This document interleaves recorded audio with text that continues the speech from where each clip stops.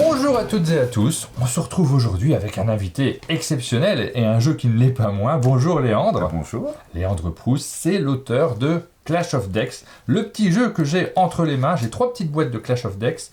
Alors tu vas nous expliquer ce dont il s'agit. C'est un jeu de cartes, non pas à collectionner, tu m'as dit. Non. On n'est pas sur un JCC. C'est ça. Un jeu de cartes qui s'en rapproche quand même dans la mécanique. Tu vas nous expliquer le jeu dans une première partie, très rapidement, parce que vous allez voir que c'est assez facile à comprendre. Et puis aussitôt après, on va s'affronter. Et là, je crois que j'ai un défi qui est majeur, c'est réussir à ne pas perdre trop vite. Même infliger un dégât, ça va être difficile. Ouais, je pense. Ah oui, bah oui, parce que c'est un jeu dans lequel il y a une expertise, on s'améliore de partie en partie. Une vraie courbe d'apprentissage. Est-ce qu'il y a des tournois déjà qui s'organisent ? Il y a des tournois sur BGA qui existent et qu'on va relancer là à partir du mois d'août avec les extensions qui vont arriver. Et en plus, sur les festivals, on organise aussi des tournois. Je ne me suis pas entraîné sur Board Game Arena, je suis pas malin, hein. J'aurais dû faire quelques tours d'échauffe pour essayer de te surprendre et de te montrer que j'avais un très très high level. C'est pas tout à fait le cas. Eh ben écoute, je te propose de rentrer directement dans le vif du sujet et de nous expliquer comment fonctionne Clash of Decks. Alors Clash of Decks, on est sur un jeu d'affrontement, un jeu de cartes d'affrontement minimaliste parce qu'on va avoir chacun seulement 9 cartes en main, dont une carte bastion fort qui symbolise les points de vie du joueur, et le reste des cartes c'est essentiellement des créatures. C'est indiqué juste là. Les créatures elles ont un coup de mana, une valeur d'attaque, une valeur de défense et éventuellement des icônes avec des capacités spéciales. Là on est un petit peu en terrain connu, il y a pas mal de jeux qui empruntent ce système. Complètement. On a chacun un royaume, qui est symbolisé ici par un superbe tapis de jeu, n'est-ce pas ? Alors on va quand même préciser que, je préfère le dire, c'est très très important. Dans ces petites boîtes-là, vous n'avez pas le tapis de jeu. Effectivement, on n'a pas réussi à le faire rentrer. Mais c'est possible de se le procurer ? Ouais, uniquement pour l'instant, ça sera sur notre site internet. Il ne sera pas disponible encore en boutique, mais peut-être en fonction de la demande, il sera disponible plus tard. Mais là pour l'instant, ça sera qu'en festival et que sur notre site. Donc là on a un royaume chacun ici, ça va être ton espace où tu vas invoquer tes créatures et tes incantations, et là c'est mon propre espace, et on a 2 lignes, comme ceci, séparées du coup par des ponts, et on va devoir s'affronter. Le but étant de détruire le fort bastion adverse. Et là on voit directement, parce que c'est bien fait avec ce tapis de jeu, qu'il y a 4 places disponibles sur les 2 espaces. On a les petits ponts qui sont situés entre nous, et on va poser nos cartes sur ces espaces-là. C'est ça. Un tour de jeu, tu joues, puis je joue, et à son tour on a 3 choses à faire. La première chose, c'est compter le nombre de cartes qu'on a en main. Très simplement, 1, 2, 3, 4, j'en ai 9. J'en ai 9, je compte aussi mon bastion fort, et ça détermine le mana dont je vais disposer ce tour-ci pour invoquer mes créatures en jeu. Ah oui, c'est malin. Oui, t'as pas une petite icône, t'as pas des pièces qui sont représentées. Alors ça, c'était dans le game design, ça a été une volonté de ne jouer, de tout symboliser avec uniquement des cartes. C'était le minimalisme à l'état pur. Donc on compte simplement ces cartes, ça détermine le nombre de mana qu'on a, et on va pouvoir jouer ensuite dans la deuxième phase des cartes, mais uniquement les 4 cartes les plus à gauche de sa main. On a toutes les cartes, on n'a pas de pioche, on va pas en récupérer en tour de jeu. On joue toujours avec les mêmes pendant toute la partie. Elles sont pas toutes accessibles en début de partie. C'est ça. Donc phase d'invocation, je vais pouvoir jouer du coup les 4 cartes les plus à gauche de ma main, sans prendre en compte le bastion fort, et donc je vais pouvoir les invoquer dans la limite de mon mana disponible. Là j'ai 9 de mana, je vais pouvoir jouer par exemple cette carte-là, immédiatement. Ça fait 4. Ça fait 4, quand je pose une carte en jeu, soit je la pose sur la ligne du haut, soit sur la ligne du bas, et je la rapproche le plus proche du pont possible. Immédiatement, la 5e carte devient la 4e et donc devient jouable. Je pose ça par exemple ici, puis je pose, admettons, 5. Et là, tu as fait ton total. Ça me fait mes 9 de mana, je peux en jouer moins, mais je peux jamais en jouer plus. Et ensuite, c'est la phase d'assaut. Donc mes créatures vont venir attaquer ton royaume. Sauf que une créature qui vient d'être posée en jeu ne peut pas attaquer immédiatement. Pas directement. Il faudra attendre le ça tour serait un petit peu fort, là tu me ferais quand même 4 dégâts d'entrée. Je pourrais te tuer quasiment très facilement et j'aurais un avantage trop grand. Donc il y a un tour de latence, à partir du prochain tour elles pourront attaquer. Admettons que tu aies fait un tour, que tu as invoqué des créatures. Je vais te laisser poser... plein de créatures. Ah ouais, carrément. Mais t'as raison. J'étais à ce moment-là du jeu. Moi. Et puis, si tu peux les récupérer, je vais juste récupérer celle-ci qui est là. Ça va être intéressant. On va juste faire comme ça et comme ça. Ah bah tiens, oui, tout change. Non mais ouais, c'est stratégique. C'est pour l'exemple. En fait, la phase d'assaut, admettons que c'est à moi de nouveau de jouer, je vais recompter le mana que j'ai en main, je vais jouer des cartes, et là, ma phase d'assaut, comme celles-ci auront un tour d'existence en jeu, je vais pouvoir attaquer. Le système d'attaque est automatique et prédéterminé. C'est-à-dire que les créatures vont attaquer dans un ordre qui est déjà déterminé par les règles du jeu. Je ne vais pas dire celle-ci attaque en premier, puis celle-ci, non. C'est d'abord on regarde la ligne du haut, de la créature la plus éloignée à la plus proche du pont, puis la ligne du bas de la créature la plus éloignée à la plus proche du pont. Là, on est dans ton tour. Déjà, on ne s'occupe pas des miennes. Non. Elles n'attaquent pas. Et le mutant va infliger sa valeur d'attaque 2 à la créature adverse la plus proche du pont sur la même ligne. Donc celle-ci, elle meurt. Celle-ci. Si la valeur de 2 est strictement égale ou supérieure à la valeur de défense de la créature est détruite, elle n'est pas retirée du jeu, on la conserve, en fait le joueur adverse va la récupérer à l'extrémité droite de sa main. C'est-à-dire que les cartes vont faire un cycle dans la main. Et ensuite, le brigand, à lui d'attaquer, il va infliger 2 de dégâts, mais il n'y a plus aucune créature pour encaisser l'attaque. Oh non, dommage. J'ai très mal joué. Donc ce qui se passe, c'est le bastion. C'est le bastion qui est attaqué. Il va prendre autant de dégâts que la valeur indiquée par l'attaque de la créature attaquante. Donc le bastion va prendre 2 dégâts, tu vas le décaler de 2 emplacements dans ta main, 1 et 2, et tu vas l'insérer ici. À partir du moment où le bastion, il va arriver tout à droite, il sera détruit, donc tu vois, il va prendre des dégâts au fur et à mesure de la partie.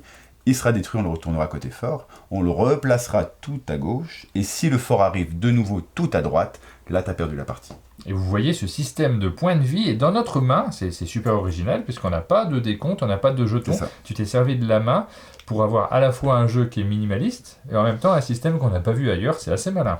D'autant que ce qui est intéressant avec ce système-là, c'est qu'en plus, si tu as le contrôle du board, tu as beaucoup de créatures en jeu, tu as moins de mana pour ton prochain tour, donc ça équilibre à ce niveau-là, et en plus, ta jauge de points de vie est plus limitée. Il y a ça aussi à prendre en compte.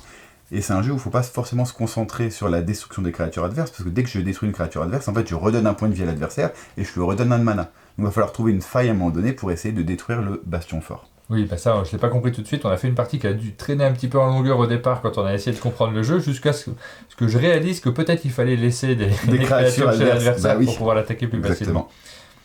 Voilà comment se passe un tour de jeu. Alors ça, c'est pour le tour de jeu, on a compris le système. Maintenant, il y a des effets qui sont sur nos différentes créatures. Ouais, mais les effets, je pense qu'on va les voir directement en jeu. C'est ce que j'allais te proposer, ça sera plus simple, parce que là, vous n'allez pas forcément les retenir. Le meilleur moyen pour comprendre le jeu, c'est peut-être de nous regarder jouer. Ouais.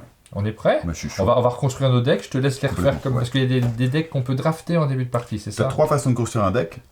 Soit tu as des listes préconstruites dans les règles, donc tu choisis pas tes cartes, tu as la liste directement pour avoir des decks équilibrés, ou alors tu peux drafter effectivement. Et la troisième façon, c'est un deck, c'est construit, c'est parmi toutes les cartes du jeu, tu choisis en amont de la partie les 8 cartes que tu veux mettre dans ton deck.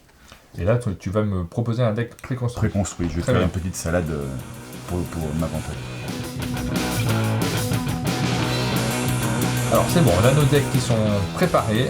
Au début du jeu, on mélange les cartes. Ouais, on mélange tout sauf la carte bastion qu'on laisse de côté. Oui, bien sûr. Bah, sinon, on va perdre des points de vie. Oh, je suis déjà mort.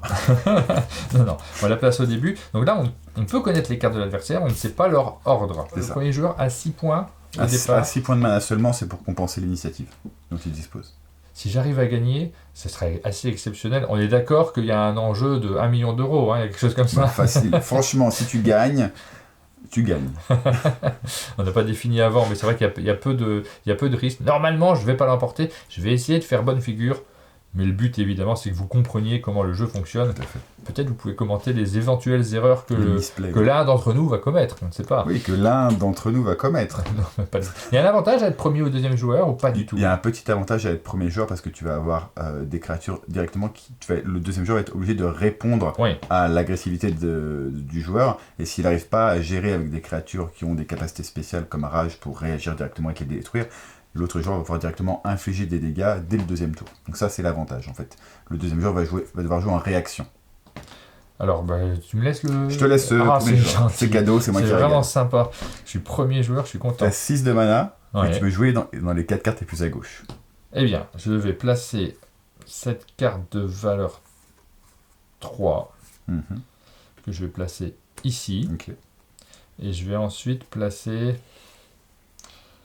Cette carte-là, j'ai accès cette fois-ci à la quatrième carte, et du coup, je vais la mettre. Ouais. Donc tu peux choisir soit de la mettre à la suite, soit sur l'autre ligne. Bah oui. Peut-être ça t'embête, je vais tester comme ça. Je vais la mettre sur l'autre ligne. En fait, en fonction des cartes que j'ai, il y a une stratégie qui serait plus pertinente en fonction de jouer derrière ou sur une autre ligne. Par exemple, si j'ai beaucoup de cartes avec la perforation, c'est mieux de jouer sur 2 lignes séparées. Si j'ai beaucoup de cartes avec le splash, ça c'est des capacités qu'on va voir juste après. Du coup, tu as fini ton tour ? Oui, t'as ajouté 6 de mana. C'est prêt. Alors, on va voir comment tu réagis. Est-ce que tu es capable de répondre à cette attaque incroyable ? Parce que là, pour l'instant, j'attaque pas, c'est le premier tour, mais directement, si tu les laisses en jeu... Là, je peux prendre 6 de dégâts potentiellement. C'est ça que mon bastion fort serait décalé de 6 dans la main, ce qui fait beaucoup. Ça me plairait énormément. Moi, ça me plairait pas beaucoup. Là, c'est bien vu, on le voit de l'autre côté, le bastion. Ah, c'est fait exprès pour que l'adversaire puisse savoir de combien de points de vie t'as. Je vais poser pour un brigand pour 4. Ouais, il a 6 de défense. Un zombie. Et également un petit gnome. Donc là, j'ai dépensé 8 de mana. Fin de mon tour. J'avais 9 disponibles. Le gnome a une capacité spéciale rage. Donc ce petit icône ici, avec les dents, c'est une capacité qui permet d'attaquer immédiatement. Dès ce tour-ci. Ouais. Dès le tour où il est posé en jeu, il peut attaquer. Donc phase d'attaque, il va infliger 2 de dégâts à la créature la plus proche adverse, de suffisant elle pour te revient détruire. à ma droite, elle me redonne des points de vie, tout était calculé. Ensuite, le zombie ne peut pas attaquer, le brigand ne peut pas attaquer. Fin de mon tour, c'est à toi. Ouais, par contre, là, il y a 8 en attaque. Donc, là, il y a 6 en attaque. Il y a 3, 4, 5, 6, 7. Ok, on était pas loin ni l'un ni l'autre. Ok, ça passe. Mais là, il y a de la pression pour le prochain tour. Ben oui. Mais peut-être tu as des cartes qui vont permettre de réagir. Je suis en train de réfléchir. Par contre, là, tu vas te prendre 3 attaques. J'assume. En fait, tu peux dans ce jeu encaisser des attaques parce que ton bastion il va prendre des dégâts, mais comme tu vas rejouer des cartes de ta main et que les créatures qui vont mourir vont revenir vers la droite, oui, tu vas te régénérer de manière passive. Donc tu peux encaisser des dégâts, mais faut faire attention à pas trop en prendre. Mais je peux faire le choix de mettre une vraie pression en haut pour te forcer toi à jouer en haut. J'ai 8. Ouais, t'as 8 de mana. 8 de mana. Je vais commencer par mettre une bombe. Okay, Boum. Là, tu peux cibler une de mes créatures et lui infliger un de dégâts tout de suite. Qui tu veux infliger un de dégâts? Parce que de toute façon, si je ne détruis pas entièrement la créature, elle revient à son maximum de points de vie au tour suivant. Donc j'ai aucun intérêt, je pense, à attaquer la première. Ça, le brigand, sûr. Sauf si tu as quelque chose pour le terminer. Non, ça me paraît compliqué. Donc ensuite... Est-ce que tu veux détruire le zombie ou le gnome? Mais quel côté berserk derrière qui peut être pénalisant, donc je vais supprimer le gnome. Qui revient à l'extrémité droite de ma main, et le boom revient à l'extrémité droite de ta main aussi. Pour l'instant, tout va bien. J'ai encore 7. 7. Alors, qu'est-ce que je fais pour 7 ? Je vais poser celle-ci. Et donc, ça fait 2. Donc, il reste 5 de mana. Je vais poser celle-ci derrière. Ok. Donc celle-ci, en fait, c'était la 5e que tu as été chercher. Exactement. Ouais. Bien joué. Okay. Donc j'ai posé la 5e. Et j'avais d'autres choses à faire, mais bon, voilà, tant pis, je le fais comme ça. Ça me semble pas mal. Ensuite, ils attaquent directement. Phase d'attaque, on va regarder sur la ligne du haut, le premier attaqué, c'est avec le disciple. Il va infliger 2. Ouais. 2 au brigand, et comme il a la perforation, c'est une capacité qui permet d'aller chercher aussi des dégâts sur la créature qui est juste derrière. Donc le zombie subit aussi 2 dégâts, il décède fortement, il revient dans ma main à l'extrémité droite. Greux peut aussi attaquer tout de suite, il va infliger 1, donc il va passer à 3 points de vie, mais ça ne sera pas suffisant pour le détruire, donc la créature regagnera ses points de vie à la fin du tour. C'est pas terminé la phase d'attaque, t'as lui qui va infliger des dégâts, mais comme il n'y a pas de créature adverse pour encaisser les dégâts, c'est mon bastion qui va se décaler de 1, 2, 3 cartes dans ma main. Et là, t'es bien embêté normalement. On voit l'inquiétude se lire sur ton visage. Oh, mince, il a bien joué. Je m'y attendais pas du tout. Bon, on joue sérieusement maintenant. Ok, j'ai 8 de mana. Je vais jouer. J'ai 5 cartes en main. Je vais jouer ça. Et je vais jouer également. Est-ce que je tank les 3 dégâts? Parce que si je trouve. En fait, 1, 2, 3. Le problème, c'est que si je joue une autre carte en haut, je suis sûr de me prendre les 3 dégâts en bas. Et c'est-à-dire que je sacrifie mon bon fort.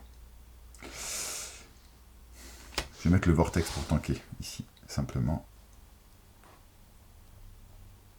Donc là, je suis à 7, il me reste 1. Ah non, excuse-moi, je peux pas le jouer, c'est la 5e. Ça va être tout pour ce tour-là.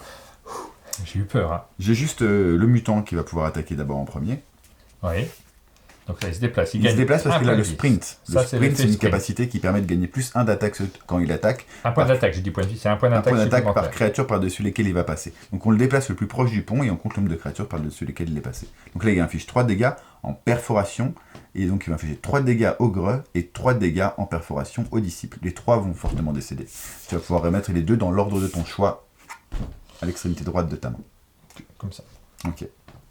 Lui, il attaque pas encore. Et lui, si il attaque, ça y est. Il était là au dernier tour. Aïe. Et là, tu prends 2 de dégâts. Donc je déplace mon bastion de 2 places dans ma main. Ça y est, j'ai perdu des points de vie également. C'est ça. Et lui n'attaque pas. Lui n'attaque pas. Et c'est à moi de jouer. C'est à toi de jouer. Et là, c'est juste pour tanker, donc pour éviter de te prendre trop de dégâts, et tu vas continuer à m'attaquer là-haut. Mais si tu poses une créature avec la rage, qui permet de détruire ça, du coup, le lieutenant va pouvoir rentrer les dégâts. Ça serait pas bête. Il y en a qui ont essayé. Là, j'ai 8 en invocation, donc je vais essayer de faire quelque chose comme ça me paraît bien. Puis ça me permettra de remettre mon bastion au début. Donc je vais continuer dans cette optique-là. Je vais poser cet assassin ici. Je vais placer une autre créature devant avant de placer mon assassin. Parce que 3, 4, 5. Donc j'ai fait comme ceci. Ok, ça marche. Donc là, tu as joué 5 de mana, il te reste encore 3 potentiellement. Est-ce que tu veux jouer quelque chose pour 3? Est-ce que tu peux jouer quelque chose pour 3? Et c'est toujours dans les 4 cartes les plus à gauche, on s'en fiche de la position du bastion. Oui. C'est pas les 4 cartes les plus à... C'est juste à droite du bastion. C'est vraiment les 4 cartes les plus à gauche de ta main. Je vais rejouer en bas. Ok. Je tente un truc, on verra bien ce qui se passe. Ça marche. Ok, il y a quand même une grosse pression en bas. Non, du tout. Ok, donc regarde ce qui se passe ici. Il y a lui qui a la rage, qui peut attaquer en premier, enfin qui va attaquer en premier. Il affiche 3 à mon vortex. Le vortex est détruit. L'assassin pourrait attaquer immédiatement, mais la rage ne permet d'attaquer que les créatures adverses, si jamais le bastion fort. Donc lui il ne bouge pas, il ne saute pas. Il saute pas non plus. Non, il n'attaque pas, c'est que lorsqu'il attaque que ça se déclenche. Lui, je viens de le rajouter, donc il ne se passe rien, par contre lui attaque. Lui attaque, donc mon bastion subit encore 3. 1, 2, 3. Il n'est pas encore détruit. Ah zut. C'était calculé. Ok, donc là on va essayer de gagner la course aux dégâts. Ce qui va être Par contre là, moi ça va me détruire mon bastion. J'ai pas le choix. Là, si j'avais rien mis en face. Parce qu'en fait, plus tu poses de créatures en jeu, comme je te disais, et moins tu as de points de vie. C'est ça le problème. Donc faut faire attention à pas trop non plus être trop focus sur une ligne. Tu vois, celui-ci en vrai, tu aurais peut-être dû le mettre là. Voilà. Parce qu'en fait, tu aurais encaissé une attaque, et en plus tu aurais regagné 1 point de vie. Et lui suffisait pour détruire, lui pour que ces dégâts-là passent. Pardon. C'est pas grave, c'est comme ça qu'on apprend. Du coup, c'est à moi de jouer. C'est ma phase d'attaque. Je vais faire un beau tour. Tu veux que je fasse un beau tour? Non. Je crois que ça peut être très fort ce tour-là. Attends, il faut juste que je calcule bien comme il faut. Il va être un peu technique en plus. Ok, ça va être ça pour 4 et pour 3. Ce qui fait 7 de mana. C'est ce que j'avais de disponible. Oui. Là, tu te protèges d'une certaine manière, et puis tu vas même m'attaquer un peu. On regarde là que la séquence d'attaque, ce que ça donne. Lui, tu commences par le haut. Toujours le haut. Ah oui, donc tu avais un avantage à... Bah oui. Je vais t'infliger 2 de dégâts, donc tu peux décaler de 2. Ouais. Puis le mutant qui va t'infliger encore 2. Donc là, je me décale de 1. De 1, et le bastion et le fort sont 2 cibles distinctes. C'est-à-dire que le reliquat n'est pas infligé sur le fort. Donc je remets au début. Ouais. Et donc là, si ton fort arrive à droite, là c'est terminé. Et ensuite, qu'est-ce qu'on a? On a le gnome ici, qui va infliger 2 de dégâts en premier. Il casse juste le bouclier, donc il ne va pas réattaquer avec Berserk. Ok. Donc là, le bouclier est cassé. Puis le parasite. Parasite, il peut attaquer immédiatement. Il attaque en splash, c'est-à-dire qu'il attaque là et là. Il attaque en perforation, c'est-à-dire qu'il attaque là et là. Et dès qu'il tue quelqu'un, il va rattaquer. Donc là, il va attaquer ici et ici. Lui n'avait plus de bouclier. Donc il est détruit. Tu peux le remettre dans ta main. Oui. Tout se décale. Lui a subi 1 de dégâts, donc il est à 4 pour l'instant. Le parasite, comme il vient de te tuer, une créature, il rattaque. Il inflige 1 et 1. Ça le détruit. Oui. Lui, il passe à 3. Et il remonte. Et le parasite rattaque encore, il passe à 2. Il y a 2, et il inflige 1 dégât ici, ça c'est pas suffisant pour le détruire. Et ça s'arrête là, pour l'assaut. Donc tu vois, je t'ai envoyé la moitié de la pression sur la ligne. Mais je t'ai rendu des points de vie et du mana. C'est gentil. Tu pourrais me dire merci. Bah oui, vraiment, bah, non, mais je suis très touché de ça. Super. Et là, c'est à toi de jouer. 1, 2, 3, 4, 5, 6, 7. Il faudrait que j'arrive quand même à te faire un peu de dégâts, parce que... Alors ton bastion, il est pas si bien que ça. Hein. Ah bah moi, il me reste 1 point de vie là. Encore 1, c'est-à-dire que si tu arrives à me liquider ces deux-là, et que tu arrives à faire rentrer des dégâts, alors en fait, quand tu détruis des créatures, il faut que tu penses que ça me redonne 2 points de vie. C'est-à-dire que pour m'infliger des dégâts en bas, de toute façon, tu seras obligé de me rendre 2 points de vie. C'est-à-dire que attaquer avec un 3 suffira ensuite à me détruire le bastion. Avec une petite perforation, je sais pas, un petit disciple. C'est ce que j'allais faire. Je vais poser. Ça, regarde, je l'ai en main. Vous n'avez pas besoin de ce conseil. Je vais mettre un petit disciple ici. Ça, c'est facile. C'est pas compliqué. Alors lui, il va attaquer les 2. Donc ces deux-là vont mourir avec celui-là. Ouais. Et du coup, tu vas mettre une vraie pression. C'est-à-dire que là, je vais me prendre 3 et 3 de dégâts. Ce qui va mettre une vraie pression. Mais attention à toi à pas mourir. Est-ce que là, si tu... Il me reste que je me trompe pas, il me reste 3 seulement d'invocation. Ouais, c'est ça, il te reste 3. Et en fait, faire attention parce que là, je vais te rentrer 4 dégâts au prochain tour. Ouais. Celui-ci, c'est 3 d'invocation. C'est solide. Tout pile. Ouais, c'est bien. Ça me met en difficulté en vrai. Ah malgré mon erreur du tour précédent. Ouais, ça me met en difficulté parce que j'avais un létal possible, donc une possibilité de gagner au prochain tour, et je pense que je l'ai plus du coup, à cause de cette carte. À cause du bouclier notamment qui va pouvoir encaisser 2 de dégâts. Enfin 2 attaques. Ok, on regarde la phase d'attaque. Oui. Lui ne peut pas attaquer. Non. On attaque directement ici. Le disciple peut attaquer immédiatement et inflige 2 de dégâts là et 2 de dégâts là. Les 2 créatures décèdent fortement. Oh, quel dommage. Je les remets dans ma main. Et ensuite, le partisan m'inflige 3 de dégâts sur mon bastion. 1, 2, 3. Et il est détruit, il se transforme en fort. Je le mets à l'extrémité gauche de ma main. Puis le baron attaque également. 1, 2, 3. et il me reste plus que 3 points de vie. Et ben voilà, donc là, il faut que j'arrive à résister, mais j'ai pas grand-chose en main non plus. Et là, il est possible... Est-ce que je peux voir le dos de tes cartes, s'il te plaît? Il est possible... Donc tu as 1, 2, 3, 4. Ok, t'as 4 cartes en main. Ouais. Il est possible que ça soit compliqué quand même à ce tour-là. Le problème, c'est que si je te détruis cette carte-là, tu vas gagner un point de vie. Donc tu auras 5 points de vie, mais moi, je peux t'infliger que 4 de dégâts. C'est-à-dire que je peux pas te détruire ce tour-ci. Ok, je te fais ça. Je te fais une incantation, je t'inflige 6 de dégâts sur le baron qui est détruit. Ah bah alors j'avais pas prévu ça. Ah oui, je l'avais pas vu cette carte encore. Non, pas encore. Et il me reste du coup 3 de mana. Et... Moi je joue aussi sur le fait d'être plus habitué à la caméra. Me dire que peut-être tu vas vouloir jouer trop vite. Déstabiliser, et puis... ouais. Et donc je joue le gnome, et donc tu vois, je vais accepter de prendre des dégâts, mais pas tant que ça, tu vas voir. Parce que le gnome, il va ici taper tout de suite. Ouais. Il casse le bouclier. Aïe. Et il va détruire. Le brigand, par contre, lui, il va taper 2 et on va enfin voir le splash. Le splash qu'on n'avait pas vu depuis le début. Ouais. Le splash, c'est quand il tape sur une créature, en plus, il va taper sur la créature aussi de la ligne voisine à la même place. Donc il va infliger aussi 2 de dégâts ici et il sera détruit. Et enfin, le mutant inflige 2 de dégâts. Ok, je suis pas mort. Mais c'est chaud. Je suis pas mort, tu vois, parce que j'ai compté, tu vas pouvoir infliger 2 de dégâts et j'ai 3 points de vie. Donc je déplace mon fort de 2 pour les 2 dégâts que je viens de prendre. C'est ça. Et là, c'est à toi de jouer. Là, je pense que ça va être tendu pour moi, j'ai l'impression. Ah bon? Ah ouais, je sais pas. Non, en vrai, je vais peut-être me débrouiller, parce que j'ai une carte secrète encore. Ok. On n'a pas tout vu. On monte les cartes. Arrête de regarder mes cartes. Alors, je vais jouer un petit boom, j'aime bien cette carte, et on va détruire le gnome, qui me paraît complètement superficiel. Et ça revient directement dans ma main, donc je viens de gagner un point de vie dans cette attaque. Génial, pas mal. C'est bien joué, je trouve. Après, j'ai encore une carte qui est avant mon fort, donc j'ai presque envie de la jouer. Comme elle est... Il me reste 7. C'est ça. Donc je vais la jouer en bas. On n'a pas vu ce petit icône, d'ailleurs, c'est peut-être intéressant de le dire, mais ce petit icône, la glyphe, c'est indestructible. Ça permet à la créature d'être immunisée aux dégâts des cartes incantations. Notamment le boom que tu viens de jouer, par exemple. Si je l'avais, je ne pouvais pas l'utiliser pour détruire, par exemple, le bouclier. Parce qu'il est immunisé aux dégâts des incantations. Et je vais poser un assassin derrière qui ne va pas attaquer. Exactement. Parce qu'il y a rien, mais par contre, il pourra attaquer au prochain tour. Exactement, si tu le laisses. Si tu estimes que c'est pas gênant et que tu le laisses. Et moi, j'arrête là, parce que j'ai dépensé tout mon mana. Donc lui ne peut pas attaquer, parce qu'il n'y a pas de créature. Lui vient d'arriver, il n'a pas la rage. Lui, par contre, est là depuis un tour, donc il va infliger 2 de dégâts. Mon fort et des qualités. Eh, ça va pas bien, là hein. je sais pas si ça peut passer, mais en tout cas, j'ai pas été ridicule dans cette partie. Non. Franchement, respect. Merci.